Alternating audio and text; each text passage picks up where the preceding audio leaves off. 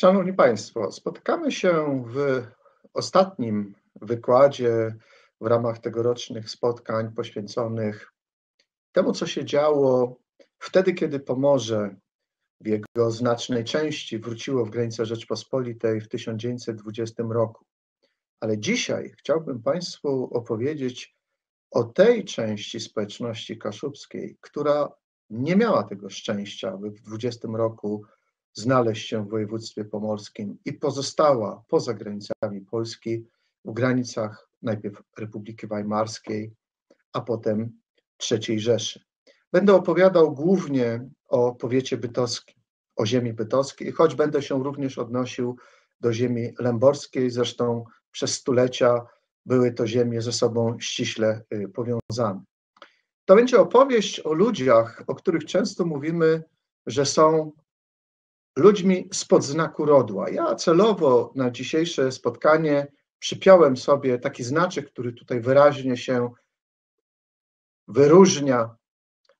Czerwony znaczek z białym symbolem rodła.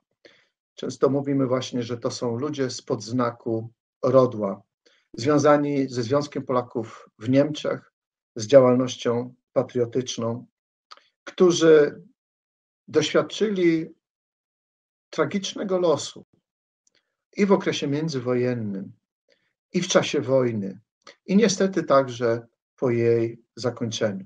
Ale zacznijmy tę opowieść od sięgnięcia troszkę w przeszłość, żebyśmy sobie ulokowali w ogóle ziemię bytowską i lęborską w tym krajobrazie, w tej geografii historycznej ziem pomorskich. Bytów i Lęborg zawsze były miejscami pogranicza, usytuowanymi pomiędzy Pomorzem Wschodnim z centrum w Gdańsku, a Pomorzem Zachodnim z centrum w Szczecinie czy w innych czasami miejscach. Tylko w krótki okres czasu, lata między 1637 a 1657, to był moment, w którym ziemia bytowsko-lęborska należała bezpośrednio do Rzeczpospolitej.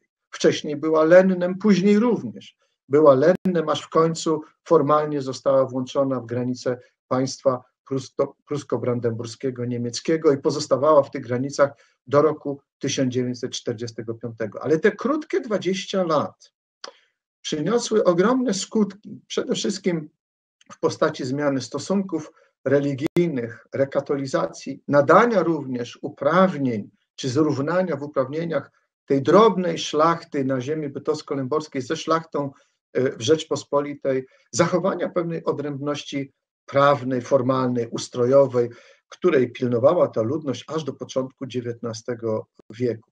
Wszystko to sprawiło, że udało się przetrwać ludności kaszubskiej na tym pogranicznym terenie, aż właściwie do roku 1920 i później do roku 1945 i do dnia dzisiejszego. To pograniczne usytuowanie sprawiło również, o czym często się zapomina, że właśnie na tym terenie, a zwłaszcza w powiecie bytowskim, w XIX wieku nie dało się tak prosto powiedzieć: Polak to katolik, czy Kaszuba to katolik, a Niemiec to ewangelik. Sprawa była znacznie bardziej złożona. Ziemia bytowsko-lęborska, kiedy znalazła się w granicach księstwa pomorskiego, bardzo szybko, tak jak i inne ziemie tego księstwa, stała się ewangelicka, dominujące wyznanie ewangelickie. Ale właśnie cały czas obecny był tutaj Kościół katolicki i te 20 lat, o których wspomniałem, sprawiły, że struktury Kościoła katolickiego tutaj przetrwały, wzmocniły się. W związku z tym społeczność kaszubska była tutaj podzielona. Część tej społeczności była wyznania ewangelickiego. Symbolem niezwykle ważnym nie tylko dla ziemi bytowskiej, ale w ogóle dla całej historii Kaszubów, symboliczną postacią był Szymon Krofej, pierwszy pastor ewangelicki w Bytowie, który w 1586 roku wydał pierwszy tekst pisany w staropolszczyźnie z naleciałościami kaszubskimi dla miejscowej ludności kaszubskiej, duchowne pieśni doktora Marcina Lutera w język sławieński włożone. czyli fragmenty, które były przeznaczone właśnie dla tej miejscowej ludności. To postać, o której na ziemi bytowskiej w Bytowie się pamięta. W 1992 roku, w czasie drugiego kongresu kaszubskiego, na dawnym zborze ewangelickim została poświęcona mu tablica pamiątkowa. To był akt bardzo symboliczny, jednocześnie bardzo specyficzny, charakterystyczny dla Bytowa. Wtedy ten kościół, ten dawny zbór ewangelicki był już cerkwią grekokatolicką. Witał nas tam ksiądz Roman Malinowski po ukraińsku, msza była katolicka po kaszubsku, a tablica była poświęcona pastorowi ewangelickiemu. Taki przekładaniec historyczny. W tym zborze do połowy XIX wieku odbywały się nabożeństwa po polsku dla kaszubów ewangelików. One zostały znoszone w końcu lat 50. XIX wieku, ale przecież ci kaszubi ewangelicy nadal na tym terenie, zwłaszcza na obszarach wiejskich, oni nadal są. Ale jednocześnie jest niemała grupa ludności niemieckiej, która była nie ewangelicka, ale była katolicka. Kiedy sięgniemy do statystyk, a one są w tym przypadku dosyć ważne, bo one rozstrzygały już za chwileczkę na początku XX wieku, co się stanie z tą ziemią. Kiedy sięgniemy do tych statystyk, to właśnie ten przekładaniec zobaczymy i zobaczymy też pewną dynamikę. Można przywołać dane, statystykę. W połowie XIX wieku, pod koniec lat 40. liczono, że języka niemieckiego w powiecie bytowskim używało nieco ponad 17,5 tysiąca mieszkańców, a języka polskiego, kaszubskiego deklarowało, że używało 1834, no więc prawie 10-krotnie mniej. Jednocześnie ewangelików wtedy liczono na niespełna 17 tysięcy, 16 900 z kawałkiem. Katolików było prawie 4 tysiące, plus do tego jeszcze musielibyśmy dodać około 300 osób wyznania mojżeszowego. Pod koniec XIX wieku, wtedy kiedy Stefan Ramund przygotowuje swoją statystykę i na mapie ją pięknie pokazuje, przywołuje dane już nieco inne. 23 tysiące mieszkańców, ponad 23 700, z tego 18 800 z kawałkiem jeszcze to język niemiecki, ale już języka polskiego, a oczywiście to oznaczało wtedy w tych realiach języka kaszubskiego, używało 4820 osób jego zdania. Jeśli idzie o wyznanie ewangelickie, to było to 18 772 osoby, 4576 wyznania katolickiego i 364 osoby wyznania mojżeszowego. Widzimy więc, że mamy nieprostą zależność, nie pokrywa się, te dane się nie pokrywają, a w dodatku wiemy, że jest niemało osób, które są wyznania katolickiego, ale mówią po niemiecku, i ciągle jeszcze były osoby wyznania ewangelickiego, które przyznawały się do języka polskiego. No i wreszcie początek XX wieku. Ta statystyka jeszcze się tutaj modyfikuje. Maleje oczywiście liczba osób przyznających się, właściwie to są już pojedyncze osoby, ewangelików przyznających się do języka polskiego, ale utrzymuje się, nawet rośnie liczba Niemców wyznania katolickiego, a maleje liczba ludności żydowskiej. Ona wyjeżdża w ramach Ostflucht. Ten przekładaniec specyficzny dla ziemi bytowskiej, mniej może wyraźny w ziemi lęborskiej, on przesądzi za chwileczkę o tym, co się stanie, kiedy po I wojnie światowej będą zapadały decyzje, co zrobić z tym terenem. Wedle szacunków pruskiej statystyki szkolnej, ona była bardzo czuła, bo po prostu liczyła dzieci, kto z jakich rodzin jest. W 1919 roku, we wrześniu, a więc tuż przed definitywnym rozstrzygnięciem, co się będzie działo, liczono, że w powiecie bytowskim jest nieco ponad 650 rodzin kaszubskich, które deklarowały, że język kaszubski, polski jest ich językiem ojczystym, językiem domowym. Takich dzieci z tych rodzin wtedy uczęszczających do szkół było 62. Zdecydowaną przewagę na tym terenie miała ludność niemiecka i dla tej ludności niemieckiej, bez względu na jej wyznanie, czy byli to ewangelicy, czy byli to katolicy, czy była to ludność wyznania mojżeszowego, a pamiętajmy, że wtedy ludność żydowska de facto uważała się za Niemców wyznania mojżeszowego na tym terenie. Dla wszystkich nich oczywistym było, że powiat bytowski, nie mówiąc już o lęborskim, gdzie te proporcje były na rzecz Niemców jeszcze wyraźniejsze, znacząco wyraźniejsze, że one po prostu pozostaną w granicach państwa niemieckiego. Z kolei ludność kaszubska starała się różnymi sposobami, przede wszystkim pisząc różnego rodzaju odezwy, śląc monity, żeby przynajmniej część powiatu bytowskiego znalazła się w granicach odrodzonej Rzeczpospolitej. Do legendy przeszedł w tym zakresie tych starań marsz nabytów, tak dumnie brzmi, a kilkaset osób wyruszyło do Bytowa 16 maja 1919 roku, w dniu, w którym w Bytowie przebywała delegacja Międzynarodowej Komisji Granicznej. Jej zadaniem było wytyczenie nowej granicy po traktacie wersalskim. W terenie trzeba było wytoczyć.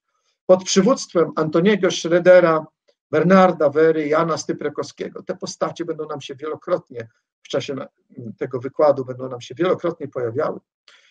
Delegacja ludności kaszubskiej maszeruje pod budynek landratury, dzisiaj to jest budynek Urzędu Miejskiego, landratury, czyli Urzędu Powiatowego, starostwa, jakbyśmy dzisiaj powiedzieli, żeby wręczyć tej komisji swą odezwę, żądanie przyłączenia powiatu bytowskiego do Rzeczpospolitej. Mówię o tym, że jest to pewna legenda, nie w sensie takim, że się nie wydarzyła, tylko stało się to wydarzenie mityczne, niezwykle ważne. Od kilku lat w ramach obchodu właśnie stulecia powrotu Pomorza w granice Rzeczpospolitej i odzyskania niepodległości przez Polskę w Bytowie odbywa się pewna forma rekonstrukcji historycznej, gdzie również trwa przemarsz ludności pod urząd, gdzie właśnie przywołujemy to wydarzenie sprzed 100 lat. Niestety struktura ludnościowa i to kryterium etniczne przesądziło o tym, że powiat bytowski w jego kształcie jeszcze sprzed I wojny światowej właściwie w całości, z dosłownie nielicznymi wyjątkami, przesunięciami, pozostaje w granicach Niemiec. To wywołuje oczywiście niezadowolenie znacznej części ludności, która nie chciała być w Niemczech i ona w ramach optacji, czyli wymiany ludności, był taki czas, kiedy można było wybrać, czy chcesz pozostać w Niemczech, czy przenieść do Polski i odwrotnie. Ludność niemiecka, czy chciała zostać w województwie pomorskim, nazywamy to optacją. I w ramach tej optacji bardzo duża część ludności kaszubskiej postanowiła opuścić ten teren przygraniczny i przenieść się na teren pogranicznych powiatów, czy to był powiat chojnicki, a zwłaszcza powiat kościerski w okolicach Wilczych Błot, Polaszek, czy też Kartuski w okolice Szymbarku. Bardzo silnie starano się przeciwdziałać temu procesowi. Tutaj postacią niezwykle ważną, też która się pojawi nam nie jeden raz, był proboszcz parafii ugojskiej w Goszczy, ksiądz Robert Pluto-Prądziński, który namawiał miejscowych Kaszubów i mówił: musicie tutaj pozostać, tu jest nasza ojczyzna, tu jest wasza ziemia, Polska jeszcze tutaj przyjdzie. Usilnie namawiał, cieszył się ogromnym autorytetem, a mimo to z parafii ugojskiej szacuje się, że być może nawet 1500 osób wyjechało, zostawiwszy swój teren. Los sprawił i historia sprawiła, że znaczna część z tych osób po roku 1945 wróciła ponownie w swoje strony. Mógłbym przywołać postać Huberta Krefta po 1945 roku, jednego z najbardziej znanych działaczy kaszubskich, współzałożyciela Zrzeszenia Kaszubskiego w Bytowie. W zasadzie ziemia bytowska, kiedy pozostaje i kiedy wyjeżdża tak dużo Kaszubów i to osób cieszących się autorytetem, rzemieślników, kupców, inteligencji miejscowej, bogatszych gospodarzy, to życie kaszubskie w tych pierwszych miesiącach po wytyczeniu nowej granicy praktycznie zamiera. Nie widać tutaj właściwie jakiegoś przebudzenia. To musiało potrwać. Granica zostaje wytyczona. Ona jest niezwykle ważna, nadal cały czas dla świadomości mieszkańców ziemi bytowskiej. Można by powiedzieć żartobliwie, że każdy, kto jedzie stąd do Kościerzyny, kto jedzie do Kartus, kto jedzie do Chojnic, tę granicę przekracza. Cały czas w przestrzeni, w krajobrazie kulturowym widać jej ślady, widać jej pozostałości. Są budynki celne, są kamienie graniczne. Ona żyje w krajobrazie, ale żyje też w pamięci. Kiedy zostaje wytyczona granica, właściwie administracyjnie nic się tutaj nie zmienia. Pozostaje powiat bytowski, struktura administracyjna jest taka sama. Natomiast zasadnicze zmiany dzieją się w administracji kościelnej i to ma kościelnej administracji katolickiej, bo ewangelicka pozostaje bez zmiany. Już w grudniu 1920 roku zostaje utworzona delegatura w Tucznie. Niewiele osób wie, gdzie jest Tuczno. Jest tam pałac pięknie położony na Pomorzu Zachodnim. W 1923 roku zostaje ona przeniesiona do Piły, a w 1929 roku zostaje utworzona wolna prałatura pilska, która skupia ten właśnie pograniczny teren, 3 dekanaty, w tym dekanat lęborski, który obejmuje właściwie powiat lęborski i powiat bytowski. Ta wolna prałatura jest podporządkowana archidiecezji wrocławskiej. W ramach tej prałatury, w tym dekanacie lęborskim, tak naprawdę na początku był jeden ksiądz, prawdziwie z duszy ksiądz, który był Polakiem. To był właśnie ksiądz Robert Pluto-Prądzyński w Ugoszczy. Jego staraniem, dzięki jego aktywności, dzięki jego operatywności i autorytetowi, którym się cieszył, powstaje cała właściwie lista organizacji. Towarzystwo Ludowe, Towarzystwo Śpiewu w Ugoszczy, odradza się Bank Ludowy w Bytowie z siedzibą w Ugoszczy. On popularyzuje polską prasę, jest prenumeratorem i upowszechnia polską pracę, zarówno tę, która ukazywała się na terenie Pomorza, czy na przykład Gazetę Grudziącką, czy prasę katolicką typu Przewodnik Katolicki, ale też prasę polską, która ukazywała się w Niemczech, na przykład Gazetę Olsztyńską. Niestety ksiądz Robert Pluto-Prądzyński umiera w 1930 roku, jest pochowany na cmentarzu przy kościele w Ugoszczy i poświęcona jest mu tablica pamiątkowa, która symbolizuje właśnie pamięć o księdzu Robercie Pluto-Prądzyńskim w tym środowisku.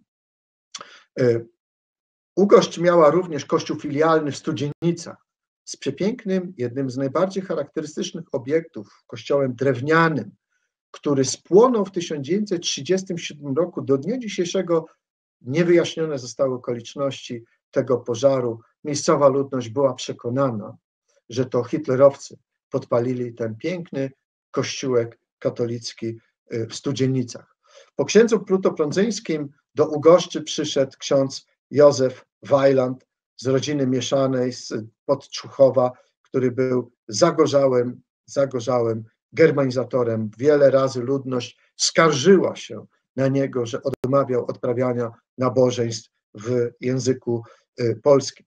Parafii katolickich było kilka na północy, w Lęborku, a zwłaszcza w Rozłazinie, gdzie największa była grupa ludności kaszubskiej. Na południu to była nie tylko parafia ugorska, ale druga bardzo ważna parafia, gdzie znaczny odsetek stanowiła ludność kaszubska, to parafia w Niezabyszewie, obejmująca właśnie te wsie, o których za chwileczkę będę opowiadał, i parafia w Ugoszczy. Bardzo specyficzna sytuacja była z ludnością kaszubską w Wierzchucinie, właśnie daleko na północy, tuż przy granicy. Tam Niemcy, aby odciągnąć ludność kaszubską od oddziaływania Kościoła katolickiego w pobliskim Żarnowcu, stworzyli odrębną parafię. W 1925 roku powstała parafia w w Wierzchócinie, kilka lat później, w 29 roku, specjalnie wybudowano kościół katolicki, aby tę ludność zatrzymać na tym terenie, a jeszcze zachęcić ludność z pobliskiego Nadola, żeby również nie jeździła do Wierzchócina, tylko do Żarnowca, tylko właśnie była związana z parafią katolicką w Wierzchócinie. Ilu było Kaszubów na tym terenie, w tym pogranicznych powiatach bytowskim i lęborskim? Na tym tle oczywiście zawsze toczyły się spory pomiędzy administracją niemiecką a Polakami, bo różne były szacunki. W memoriale Landrata Bytowskiego, czyli starosty bytowskiego z 1927 roku, można przeczytać taką opinię. Pewne niebezpieczeństwo w powiecie bytowskim leży w tym, że już 9,7% posiadłości rolnych znajduje się w rękach kaszubskich. Niewątpliwie Polak przez swój brak potrzeb i swoją uporczywość, z jaką trzyma się ziemi, jest niebezpiecznym przeciwnikiem. Niemiec porzuca łatwiej ziemię, jak mu się gospodarczo nie powodzi. W walce granicznej jednak pokazało to już niejednokrotnie praktyka. Posiadanie ziemi ma decydujące znaczenie.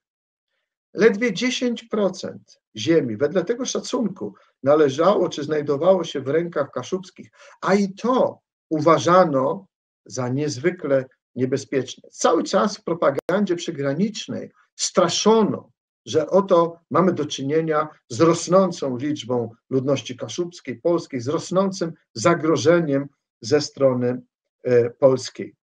Tymczasem wedle różnych szacunków i właściwie potem pod koniec lat 20. zgadzała się i administracja polska i niemiecka, że około 4000 hektarów gruntów ornych znajdowało się w rękach polskich przy 56 000, które były w rękach niemieckich. No, dysproporcja ogromna i w dodatku od razu dodajmy, że to ta gorsza ziemia była w rękach polskich w tym pasie południowo-wschodnich wsi w powiecie bytowskim. Spisy powszechne, które przeprowadzono dwukrotnie w 1925 i 1933 roku, pokazują również dysproporcje między ludnością niemiecką a ludnością kaszubską i to dysproporcja większa niż przed I wojną światową, no właśnie związana z tym wypływem ludności kaszubskiej, odpływem, wyjazdem do Polski. I ciekawe jednocześnie, jak posługując się statystykami językowymi, jak one ujawniają ten specyficzny przekładaniec, tą niejednoznaczność, tę ambiwalencję tożsamościową na terenie przygranicznym. Oto podam statystyki dla lat 25-33. Językiem polskim w powiecie, czyli zadeklarowało, że używa języka polskiego jako ojczystego, domowego języka, w powiecie bytowskim były to 2375 osób, w lęborskim ledwie 212. Polskim i niemieckim w powiecie bytowskim 1338, w lęborskim 511, kaszubskim 164 i 965. Kaszubskim i niemieckim mamy tutaj 56 i 1272. Łącznie zatem były to 3933 osoby w powiecie bytowskim i 2960 w powiecie lęborskim. Widać z tego, jak zmienia się pewna dynamika. Im dalej w las, im bardziej rośnie presja germanizacyjna, spada poziom deklaracji polskich, kaszubskich, rośnie deklaracji dwujęzycznych. Jednocześnie wybiera się opcję kaszubską odchodząc od opcji polskiej, bo ona po prostu wydaje się wtedy tej ludności bardziej bezpieczna. Te dane były dosyć zbliżone również do tego, jakimi szacunkami posługiwał się konsulat polski w Szczecinie, który monitorował oczywiście teren w tym pasie przygranicznym.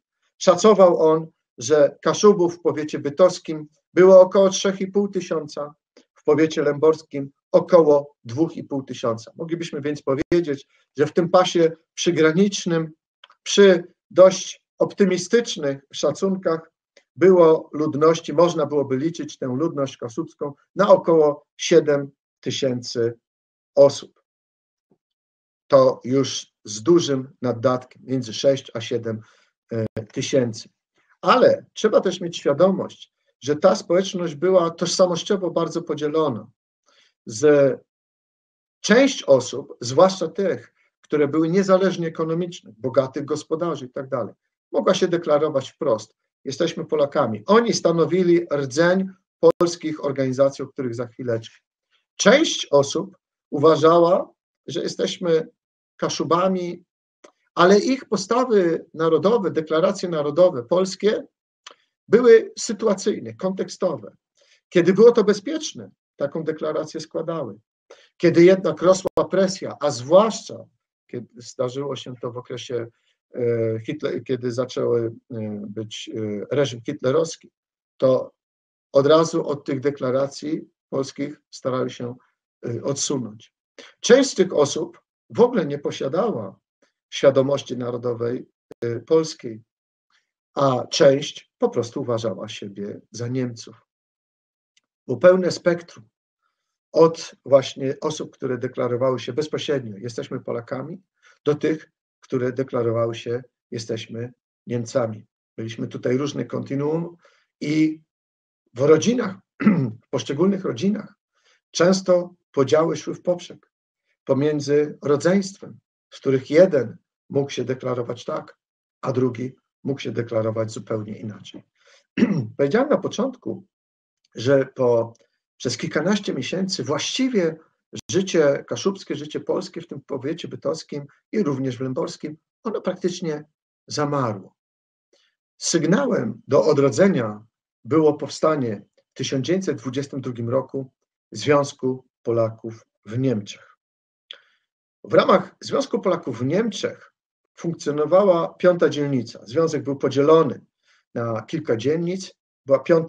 dzielnica. 5. dzielnica, która obejmowała teren Krajny Złotowskiej i teren Kaszub, czyli właśnie powiaty lęborskie i bytowskie.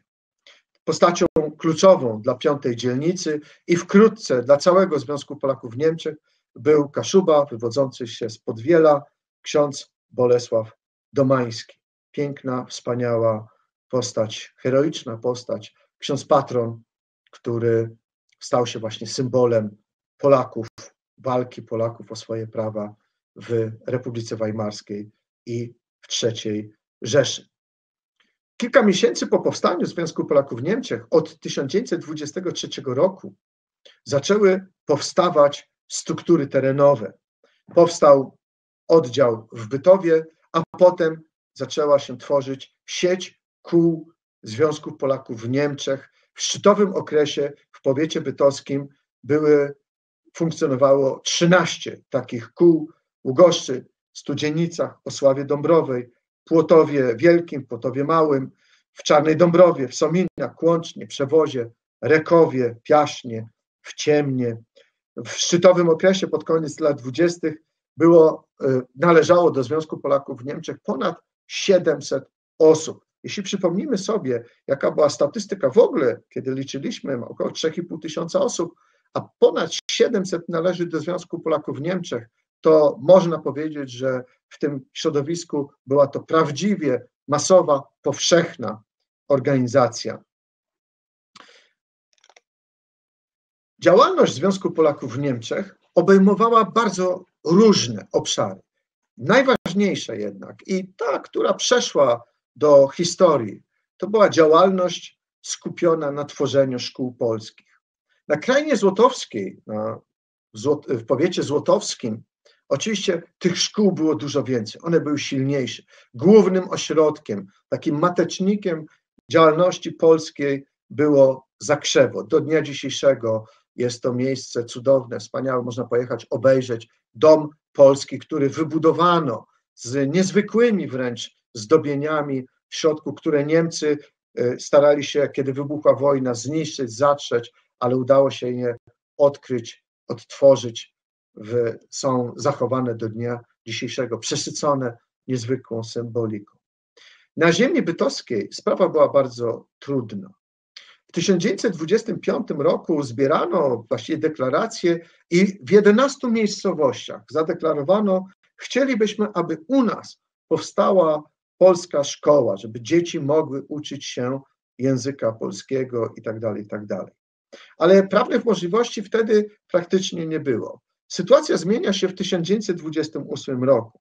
Z końcem tego roku, właściwie 31 grudnia, wychodzi ordynacja dotycząca uregulowania szkolnictwa dla mniejszości polskiej w granicach Prus, które wchodziły jako część składowa Republiki Weimarskiej. To otworzyło furtkę do tego, aby podejmować działania, aby móc uruchamiać polskie szkoły.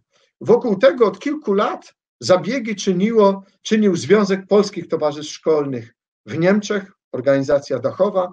Na terenie powiatu bytowskiego postacią, która chodziła w szczególny sposób wokół tego tematu, był szef powiatowego właśnie Związku Polskich Towarzystw Szkolnych, Bernard Werra.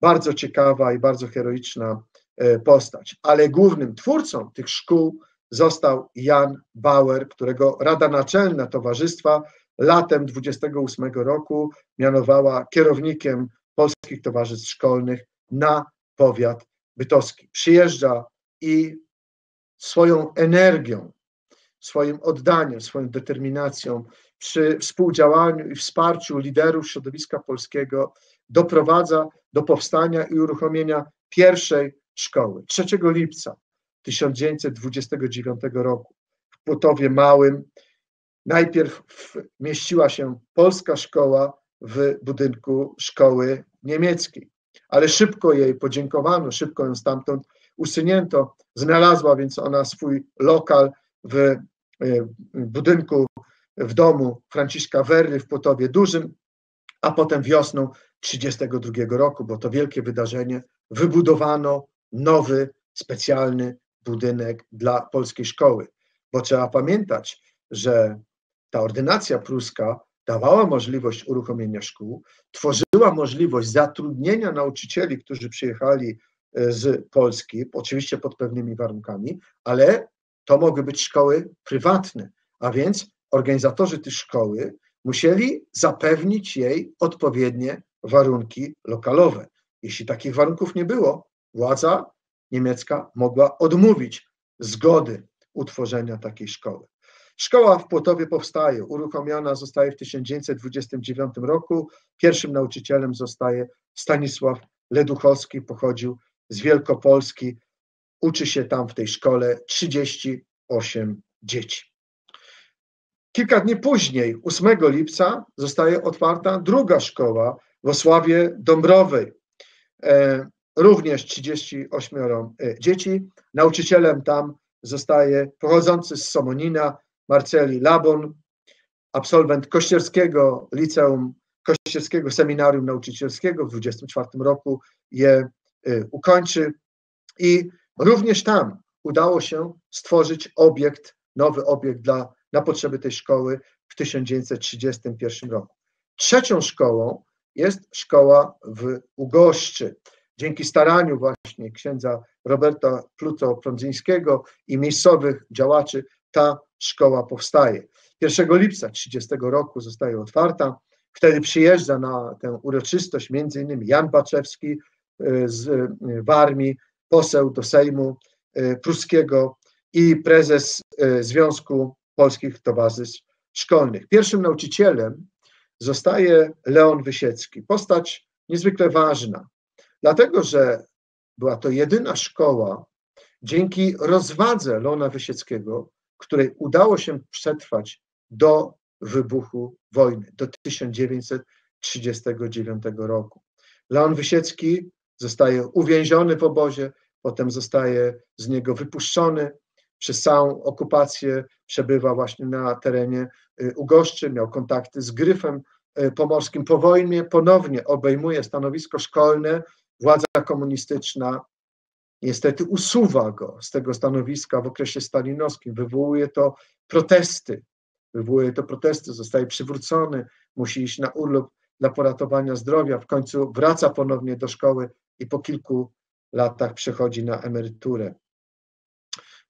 Warto przypomnieć i powiedzieć, że jeden z synów Leona Wysieckiego po wojnie zrobił karierę akademicką w Szczecinie, będąc rektorem tamtejszej Politechniki. Czwartą szkołą była szkoła w Rabacinie. Nauczycielem został Anastazy Gabrych. Mamy więc 4 szkoły. Bardzo usilnie starano się o otwarcie 5. szkoły. Wszystkie warunki zostały spełnione włącznie, głównie staraniem Antoniego Schroedera, i władza niemiecka odmawiała, wygrywano procesy sądowe. Niestety nigdy do otwarcia, do uruchomienia tej szkoły włącznie nie doszło. Szkoły stanowiły rdzeń takiej działalności, wokół której skupiały się polskie rodziny. Działało więc nie tylko oddziały Związku Polaków w Niemczech, działały szkoły, ale również działały Towarzystwo Młodzieży Polskiej, właśnie skupiające się wokół szkół. Działały organizacje, które miały charakter kulturalny, chóry, orkiestry, harcerstwo. Prenumerowano polską prasę. Szczytowy moment aktywności to jest właśnie końcówka lat 20. i początek lat 30. XX wieku. Wtedy najwięcej jest członków w organizacji, jaką Związek Polaków w Niemczech. Najwięcej działa polskich towarzystw, polskich kół, najwięcej prenumeruje, czyta się pracę i tak dalej, i tak dalej. Niestety, z ogromnym niepokojem na tego typu aktywność polską, również na to, że ta aktywność jest bardzo atrakcyjna, także dla tych innych. Towarzystwa Polskie organizowały zabawy, przedstawienia teatralne. Młodzież po prostu była niezwykle aktywna. To przyciągało także innych, także tę młodzież, która była z rodzin takich właśnie ambiwalentnych. To bardzo niepokoiło Niemców. W związku z tym robili wszystko, aby tę aktywność ograniczyć. I zwracam uwagę, że dzieje się to jeszcze zanim przychodzi władza niemiecka hitlerowska.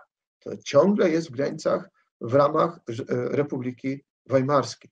Już w 1929 roku dochodzi do pierwszego aresztowania pod zarzutem szpiegostwa na rzecz Polski liderów, kilku liderów działalności polskiej narodowej.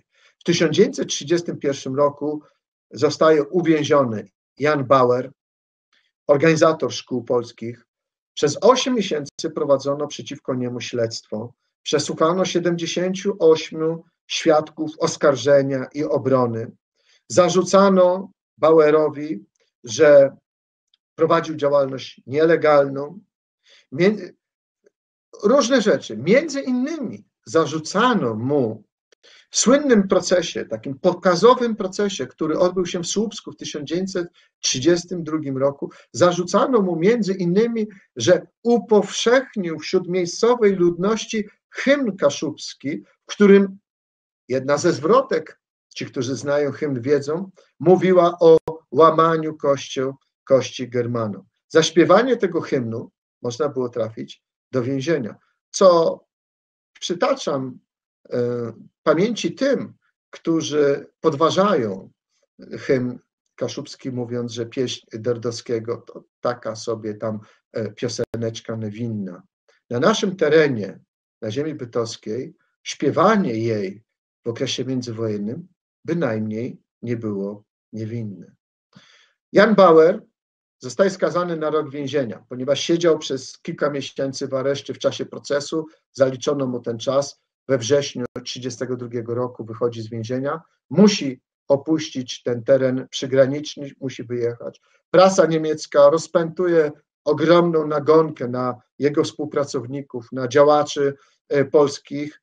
Wszystko to prowadzi do tego, że wkrótce 3 szkoły zostają zamknięte, przetrwała tylko szkoła w Ugoszczy. Nauczycielom odebrano prawo nauczania na terenie Niemiec, musieli opuścić pas przygraniczny, a tych, których proponowano w ich miejsce, Niemcy nie akceptowali.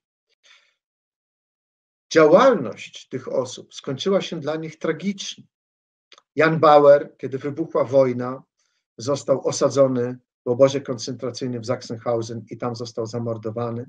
Nauczyciele Labun, Gabrych, Leduchowski zostali aresztowani przez władze hitlerowskie od razu po wybuchu wojny. Wszyscy zostali rozstrzelani. Działalność szkół polskich poza Ugoszczą zostaje zakończona, ale to nie oznacza, że umarła działalność polskich organizacji. Cały czas funkcjonowały lokalne świetlice w Kłącznie, w Płotowie, w Rabacinie, w Ugoszczy, w Osławie. Byli pracownicy świetlicowi, dostawali wyposażenie, mieli radio, dostawali książki polskie, prasę polską, a przede wszystkim ich zadaniem było podtrzymywanie kontaktów z Polską, tych transgranicznych, ponad granicami. Spotkania z gośćmi z Polski, którzy przyjeżdżali, i wyjazdy młodzieży do Chojnic, do Kościerzyny, do Poznania, do Wejherowa czy do Gdyni. To wszystko zapisywało się w pamięci i wszystko to miało budować przekonanie, poczucie tej tożsamości narodowej, ponieważ Niemcy w tym czasie, a zwłaszcza od momentu, kiedy władzę zdobywają hitlerowcy, kładą ogromny nacisk, niezwykle silny nacisk, przede wszystkim na oddziaływanie na młodzież. Starają się wszelkimi środkami wyrwać młodzież spod wpływu rodziny, społeczności lokalnej, Kościoła katolickiego, spod wpływu właśnie inteligencji polskiej, prowadząc z jednej strony germanizację, a z drugiej strony ideologizując tę młodzież poprzez przyciąganie do organizacji młodzieżowych, nie tylko Hitlerjugend, również organizacji dla dziewcząt. Wszystko zależało od tego, jaka jest sytuacja rodzinna, a bardzo wiele osób nie stać było na to, aby trwać w oporze, być zaangażowanym aktywistą polskim. No bo jeśli ktoś miał 8 dzieci, a pracował jako robotnik leśny na posadzie państwowej, to wszelkie oznaki aktywności, jakiejkolwiek deklaracji łączności z działaniami polskimi oznaczały od razu, że byłeś tej pracy pozbawiany. W związku z tym starano się zachować ten rdzeń aktywności, czasami akcentując bardziej symbolicznie to, że jesteśmy, działamy. Takim momentem był rok 1937, kiedy obchodzono uroczyście 15-lecie powstania Związku Polaków w Niemczech. Z uroczystości, które się odbywały, gospodarzem tych uroczystości był Jan Styprekowski, duży gospodarz z Płotowa, lider właściwie tej polskiej społeczności na ziemi bytowskiej w okresie międzywojennym. Cała jego rodzina, wszystkie jego dzieci były zaangażowane w polską działalność. Ksiądz Józef Styprekowski był najbliższym współpracownikiem księdza Bolesława Domańskiego. Edmund Styprekowski, kiedy Jan Bauer został wyrzucony z ziemi bytowskiej, stał się szefem towarzystwa szkolnego. I moglibyśmy przytaczać więcej takich przykładów. Drugim momentem symbolicznym jest wielki zjazd Polonii w marcu 1938 roku w Berlinie. W środku zhitleryzowanego Berlina odbywa się zjazd Polactwa. To tam zostają przyjęte 5 prawd Polaków. Jeśli ktoś przyjedzie do Muzeum Szkoły Polskiej, o której jeszcze na koniec wspomnę, to zobaczy te prawdy wypisane. Referat główny wygłosił ksiądz Bolesław Domański. Niestety kilka miesięcy później zmarł i jego pogrzeb w Zakrzewie, jest tam pochowany, stał się kolejną wielką manifestacją, w której również uczestniczyły delegacje Kaszubów z ziemi bytockiej. Na pogrzebie księdza Bolesława Domańskiego było ponad 240 pocztów sztandarowych Związku Polaków w Niemczech i innych polskich organizacji z całego terenu Niemiec. Ta aktywność w polskich organizacjach, to zaangażowanie niestety spowodowała, że ci liderzy, wszyscy, którzy byli aktywni, zapłacili straszliwą cenę wtedy, kiedy wybuchła wojna.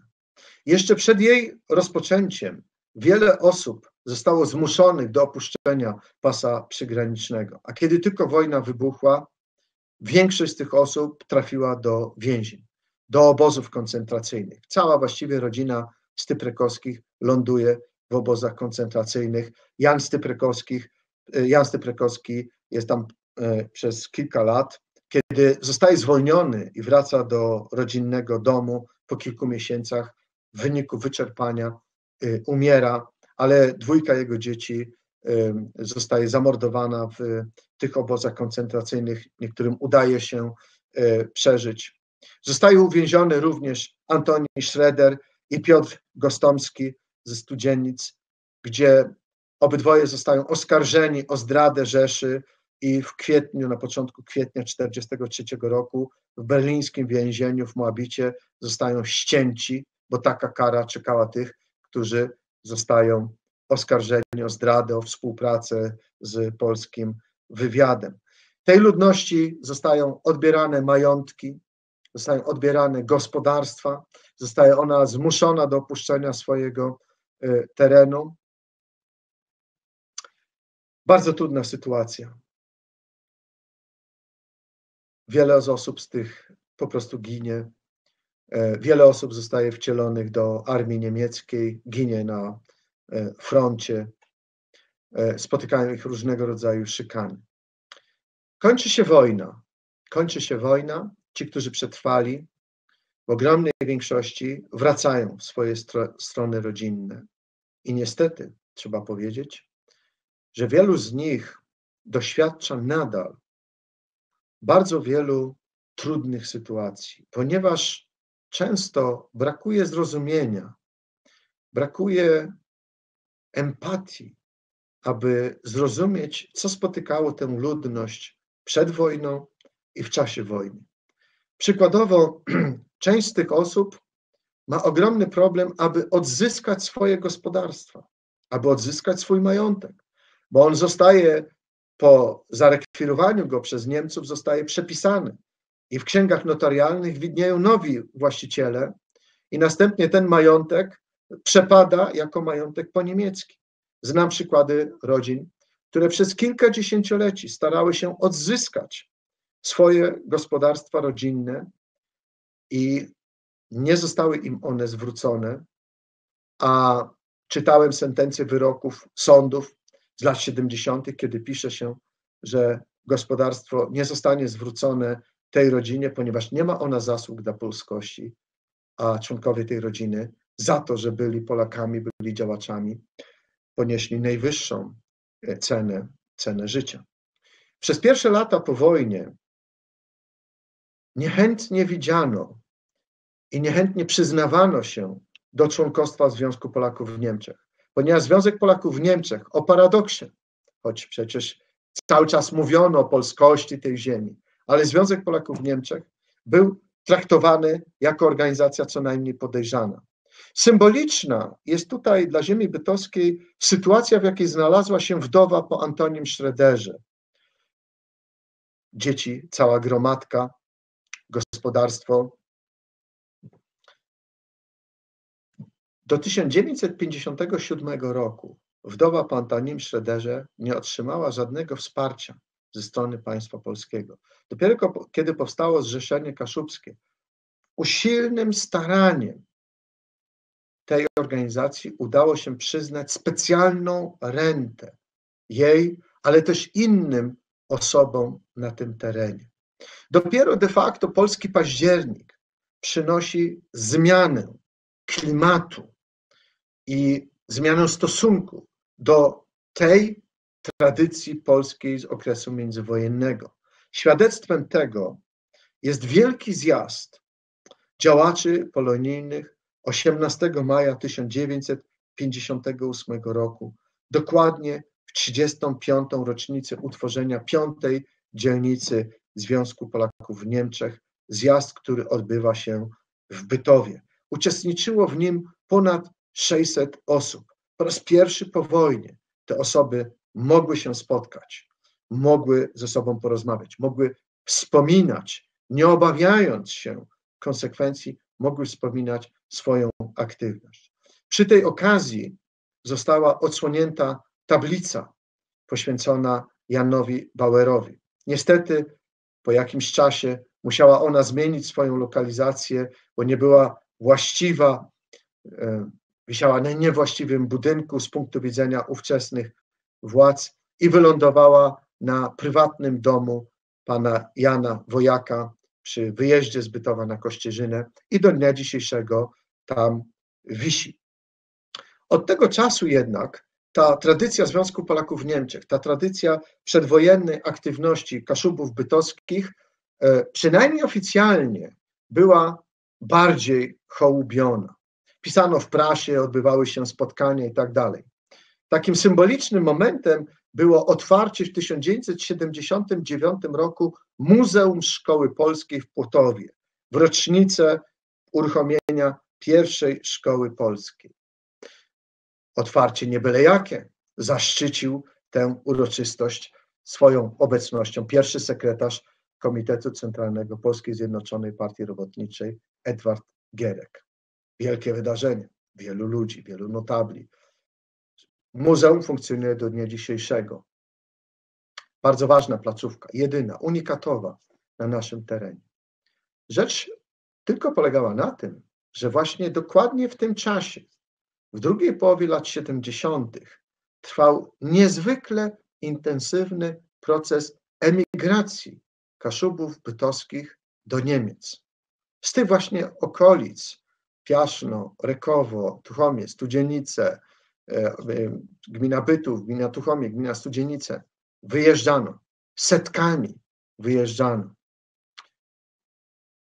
To był akt z jednej strony niechęci, rozczarowania, rozgoryczenia tym, co spotkało tę ludność po II wojnie światowej, ale z drugiej strony pragnienie lepszego życia gdzieś tam poza Odrą. W tym samym czasie dzieją się te dwie rzeczy.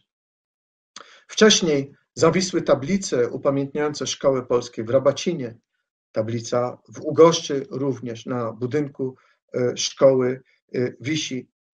Później wracano i także pamiętano o tej tradycji. Jednym z najbardziej takich znaczących, symbolicznych aktów był rok 1996, kiedy w ramach obchodów 650-lecia nadania praw miejskich miastu Bytów przed szkołą podstawową w Bytowie numer 5 został usadowiony obelisk, stolemny kam z znakiem rodła na tym kamieniu, upamiętniający właśnie tych, którzy poświęcili życie, poświęcili swoją energię przywróceniu polskości na ziemi bytowskiej. Część z tych osób ma również swoje inne miejsca pamięci. Na przykład w 1994 roku w kościele w Niezabyszewie, parafialnym kościele, do którego przynależało Płotowo, została odsłonięta tablica księdzu rodakowi, księdzu Józefowi Styp-Rekowskiemu. Taka tablica z 5 prawdami Polaków jest również w bytowskim Ogólniaku, który od momentu swojego powstania nowego budynku, tysiąclatka, nosi imię bojowników o wolność i polskość ziemi bytowskiej. Mogę pokazać, nauczycielka z tej szkoły, pani doktor Małgorzata Ryś, przygotowała właśnie taką broszurę Vadamekum walki o polskość ziemi bytowskiej. Co roku uczniowie pierwszych klas bytowskiego ogólniaka biorą udział w konkursie właśnie na znajomość patronatu, czyli tradycji Związku Polaków w Niemczech, tradycji walki o polskość ziemi bytowskiej. Zawsze cieszy się to dużym powodzeniem. Oczywiście są różnego rodzaju uroczystości jubileuszowe, konferencje, wydawnictwa. Kilkoro z bohaterów tych wydarzeń, o których mówiłem, ma swoje ulice. Jan Styprekowski, który zresztą patronował przez wiele, wiele lat w szkole numer 3 w Bytowie, Bernard Wera, czy choćby Jan Bauer. Ta tradycja żyje cały czas w Bytowie, na ziemi bytowskiej, w okolicznych gminach, w okolicznych wsiach, również w powiecie lęborskim. To tradycja piękna, ale jednocześnie tragiczna. O tragizmie tych ludzi opowiada choćby historia rodziny Styprekowskich. Jak wielu z nich zginęło w czasie wojny. Kiedy się jedzie do Płotowa, a zachęcam wszystkich Państwa, można pojechać i zobaczyć nie tylko Muzeum Szkoły Polskiej, nie tylko na terenie dawnego gospodarstwa odtworzony kawałek budynku, w którym Muzeum Zachodnio-Kaszubskie, które patronuje również Muzeum Szkoły Polskiej, uruchomiło miejsce spotkań, uruchomiło ekspozycję, wystawę poświęconą Płotowu, ale trzecim miejscem jest cmentarz, pięknie położony, od XIX wieku funkcjonujący. I na tym cmentarzu jest miejsce, mauzoleum rodziny Styprekowskich z kamiennym znakiem rodła. Ilekroć tam wędrujemy, przyjeżdżamy w to miejsce, odwiedzamy też inne osoby, które są tam pochowane. Tej symboliki jest tam bardzo wiele i staramy się pamiętać o tych osobach, dzięki którym polskość, kaszubskość na ziemi bytowskiej przetrwała. Staramy się pamiętać i utrwalać pamięć o ludziach spod znaku rodła. Dziękuję bardzo.